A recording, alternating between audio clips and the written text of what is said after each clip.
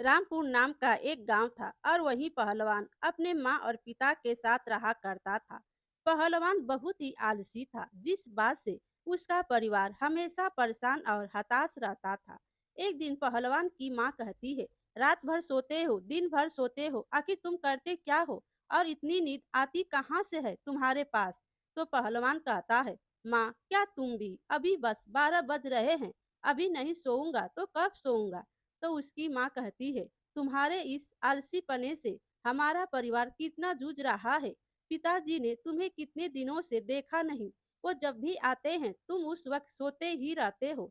फिर पहलवान कहता है, रात भर मच्छरों की वजह से नींद नहीं आई, इसीलिए दिन में सो रहा हूँ। पहलवान की इस आदत से पहलवान का घर तो परेशान था ही, लेकिन पूरे गांव ने उनका जीना दुश्वार कर रखा था। आज बाजार में एक व्यक्ति पहलवान के पिताजी से कहता है, श्याम सुंदर जी किस तरफ जा रहे हैं? तो पहलवान के पिता कहते हैं, बस चाय पीकर घर की तरफ। क्यों, क्या हुआ? आज तुम बड़े थके हुए लग रहे हो। हाँ तो वो व्यक्ति कहता है, अब क्या करें, मेहनत करके घर जाओगे तो थक कर सोने का अलग ही आनंद है। वैसे यह सब तुम्हें कैसे पता चलेगा? तुम्हारा बेटा तो आलसी है। तो पहलवान के पिता कहते हैं, तुमने एकदम पते की बात कही है। भाई, मेरे बेटे का कोई तो उपाय निकालना ही होगा। पहलवान के पिता वहां से निराश होकर चले जाते हैं और पहलवान को नींद से उठाकर उसे घर की परेशानी के बारे में समझाने लगते हैं। बेटा, तुम मेरी बात सुनो। मैं तुमसे यह कहना चाहता हूँ कि तुम्हारी उम्र के सारे बच्चे अच्छी तरक्की कर रहे हैं, पढ़ाई किए कई साल बीत गए हैं, लेकिन तुम अब भी बच्चों जैसे हो। तो पहलवान कहता है, पिताजी क्या हम इस बारे में कल बात करें? मैंने रात भर जागकर सूरवीर की तरह जंग जीती है। तो उसके पिता पूछते हैं, तुमने कैसी जंग जीती, यह क्या कह रहे हो? पहलवान और उसके पिता दोनों बात कर ही रहे थे कि उनकी खिड़की से भूलन चाचा ने उनकी सारी बातें सुन ली। तो वो कहते हैं, यह राज है। पहलवान सिर्फ नाम से ही नहीं, असल में भी पहलवान है। एक अनोखी जंग जीतकर हमारे गांव में आया है, यह बात सभी को बतानी होगी। भूलन चाचा आधी अधूरी बात सुनकर वहां से चले गए। उसके बाद पहलवान ने जंग की बात अच्छे से अपने पिताजी को बताई। जंग यानी मैंने पूरी रात मच्छर मारे हैं, मैं उसकी बात कर रहा हूँ। आप समझ क्यों नहीं रहे? तो उसके पिताजी कहते हैं, तुम्हारी इन बहकी बातों से मैं परेशान हो गया हूँ। यह भी कोई जंग की बात है? मैं तो तुम्हारे भविष्य की चिंता के बारे में बता रहा हूँ। तो पहलवान कहता है, सब अच्छा ही होगा पिताजी। बचपन में उस ज्योतिष ने नहीं कहा था कि मैं बड़ा कामयाब राजा बनूंगा? इतना कहकर पहलवान सो गया। फिर उसकी माँ कहती है, इस लड़के का कुछ नहीं हो सकता, आप चलिए खाना खा लीजिए। आधी अधूरी बात को सुनकर भूलन चाचा पहलवान के सूरवीर होने की बात पूरे गांव में फैला देते हैं। तो गांव की एक महिला कहती है, मुझे तो पहले से ही पता था कि लड़का गुड़ी है। मैं अच्छे से यह बात जानती थी, तो हमें हमारे गांव के राजा को बतानी चाहिए। भूलन चाचा और सभी गांव वाले मिलकर पहलवान के सूरवीर होने की कहानी उस गांव के महाराज के पास सुनाने चले गए। हम आपसे हमारे गांव के सूरवीर 100 लोगों को एक बार में परास्त करने वाले महापराक्रमी योद्धा पहलवान के बारे में बताने आए हैं। तो महाराज कहते हैं, हमारे राज्य में इतना बड़ा योद्धा कौन है जिसके बारे में हमें नहीं पता? राजा और प्रजा बात कर ही रहे थे कि तभी उनके मंत्री ने और बढ़ा चढ़ा कर कहा, महाराज, मैंने भी उस सूरवीर के कई किस्से सुने हैं। उस सूरवीर के क्या कहने, पहलवान जैसा योद्धा आज तक पैदा नहीं हुआ। राजा ने प्रजा और मंत्री की बात सुनकर फैसला किया कि पहलवान से उनकी भेंट कराई जाए। राजा के 2 सिपाही पहलवान के घर चले गए। यहाँ कोई पहलवान है? उन्हें राजा ने अपने दरबार में बुलाया है। फिर पहलवान कहता है, कौन है जो सुबह सुबह घर आ गया? एक सुरवीर की नींद कितनी जरूरी है? तो राजा के सैनिक कहते हैं, हमें माफ करना, लेकिन आपको महाराज के पास चलना होगा। तो पहलवान कहता है, चलो। सिपाही पहलवान को लेकर राजा के पास चले जाते हैं। राजा के पास पहुंचते ही पहलवान को अपनी झूठ से डर लगने लगता है और वह दरबार की चकाचौंध देखकर सहम जाता है। हे भगवान, अगर मेरी सच्चाई इन्हें पता चल गई तो राजा मुझे आजीवन कारावास में भेज देंगे। भगवान, तुम ही मेरा सहारा हो, अब कृपया मेरी मदद करना। फिर महाराज पूछते हैं, तो तुम हो इस गांव के सूरवीर योद्धा? तो पहलवान कहता है, जी महाराज, अब लोगों ने मान रखा है, मैंने घमंड नहीं किया।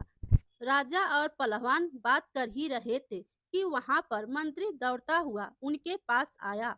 महाराज, हमारे राज्य में संकट आना है, लोगों के गहने और पैसे सब चोर चुरा कर ले जा रहे हैं। यहाँ तक कि हमारे सिपाहियों के सारे कपड़े और अस्त्र उन्होंने चुरा लिए हैं।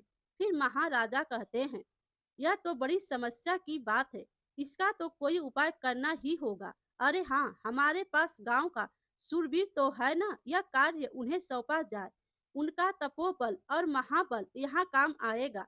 महाराज के आदेश के अनुसार पहलवान को जंगल में छोड़ दिया जाता है और साथ ही पहलवान को कुछ खाने की चीजें और कुछ कपड़े दे दिए जाते हैं।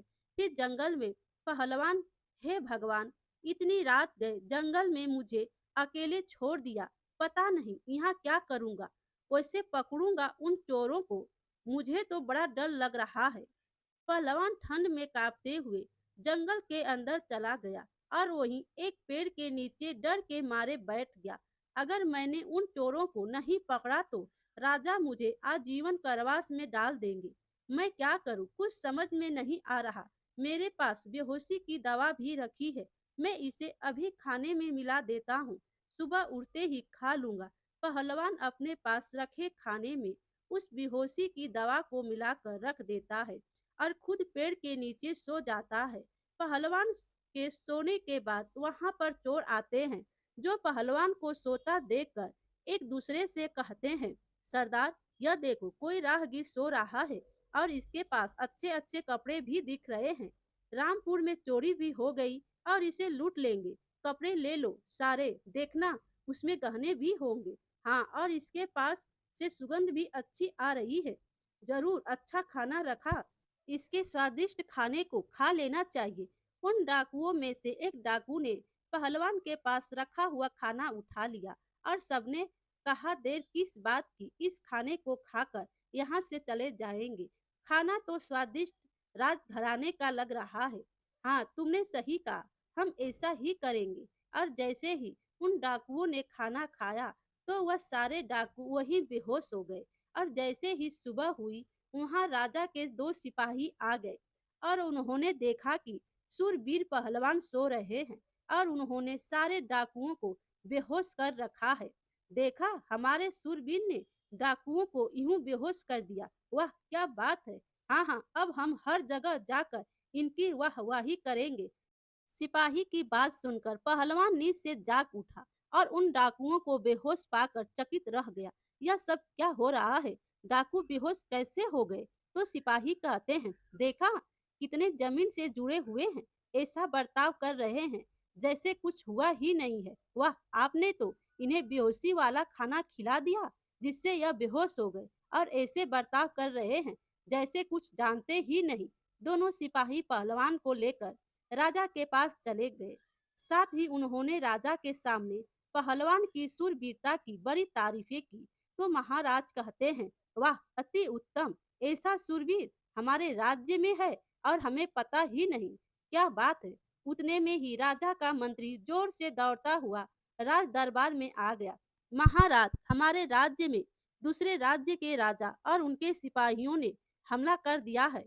तो जो सिपाही पहलवान को जंगल से लेकर आता है वो कहता है, हमला हमारे पास सूरवीर है। फिर महाराज भी कहते हैं, हाँ, हमारा सूरवीर योद्धा उन्हें चुटकियों में खत्म कर देगा। फिर पहलवान अपने मन में कहता है, आज तो मेरी पोल खुलना तय है, अगर वहां नहीं गया तो राजा खत्म कर देंगे और गया तो मुझे दूसरे राज्य वाले खत्म कर देंगे। राजा ने एक बड़ा सा हाथी सूरवीर पहलवान को दिया और उसे युद्ध के मैदान में भेज दिया। दूसरी तरफ आक्रमण करने वाला राजा कहता है, रामपुर का राजपाट हमें चाहिए, चाहे जैसे हम इसे लेकर रहेंगे। तभी उनका एक सैनिक कहता है, महाराज, लेकिन हमने सुना है कि रामपुर के राजा के पास एक शूरवीर है जो 100 लोगों का एक साथ सामना कर सकता है। और उतने में उन्होंने देखा कि पहलवान एक बड़े से हाथी पर बैठकर उनके सामने आ रहा है। हाथी जैसे जैसे उनके पास बढ़ता आ रहा है, दूसरे राज्य के राजा और सिपाही डरते जा रहे थे। तभी वो सिपाही कहता है, देखा इसे, यह अकेला हमसे युद्ध करने आ रहा है, मुझे बड़ी घबराहट हो रही है। यह कहकर राजा ने अपने पीछे मुड़कर देखा तो पूरी युद्ध भूमि खाली हो चुकी थी। पहलवान जब तक उस युद्ध भूमि में पहुंचा, उसने देखा कि सब डर के भाग चुके हैं। और जैसे ही रामपुर के राजा वहां पहुंचे, उन्होंने देखा कि पूरी युद्ध भूमि खाली हो चुकी है। अब से पहलवान तुम हमारे राज्य के युद्ध प्रतीक हो, तुम हमारे सर्वश्रेष्ठ सेनापति हो। इसे ही कहते हैं अंधों में काना राजा।